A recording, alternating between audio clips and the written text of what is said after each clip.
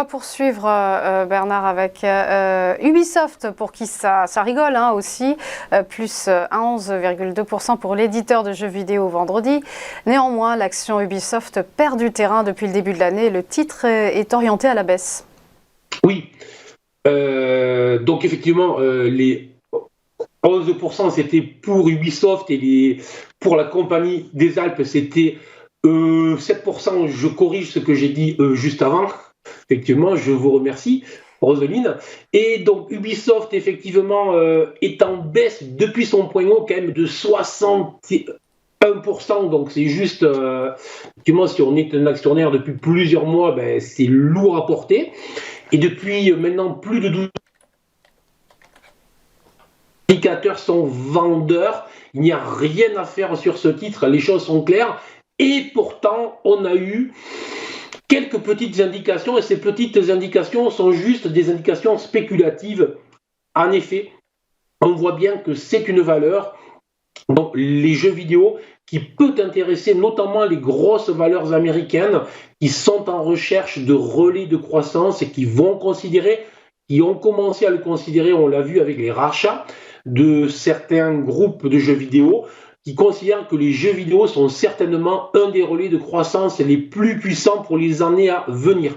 Donc Ubisoft, un cours qui baisse pour tout un tas de raisons, des sorties vidéo retardées, des jeux qui sont sortis qui n'ont pas eu le succès escompté. Bref, plus ça baisse, plus potentiellement on peut se dire que ça peut être une proie pour les Microsoft, les Netflix, autrement dit toutes les grosses capitalisations américaines. Et ce vendredi, justement, j'insiste bien, dans un environnement très baissier, très noir pour le titre, on a eu le plus gros volume depuis plusieurs mois, et même le plus gros volume depuis plusieurs années, avec une hausse, ce coup-ci, oui, de 11%.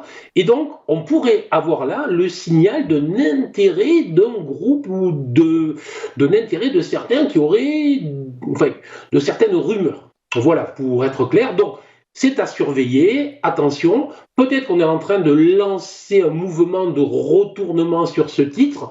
Maintenant, petit bémol, la valeur, malgré ce rebond, est venue s'arrêter sous le niveau des 39,65 €.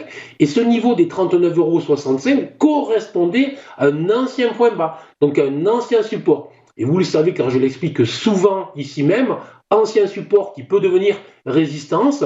Et pour le moment, tant qu'on va rester bloqué sous les 39,65 €, restons calmes, je dirais. Donc, gros volume, gros message potentiel, sous les 39,65 €, méfiance quand même, au-delà des 39,65 €, potentiellement, on pourrait avoir une accélération, et avec des rumeurs spéculatives qui enfleraient, voire peut-être une OPA à venir sur le titre, mais dans tous les cas, soyons clairs, un retour sous les 33,8 €, autrement dit, le point bas de ce vendredi sera très négatif.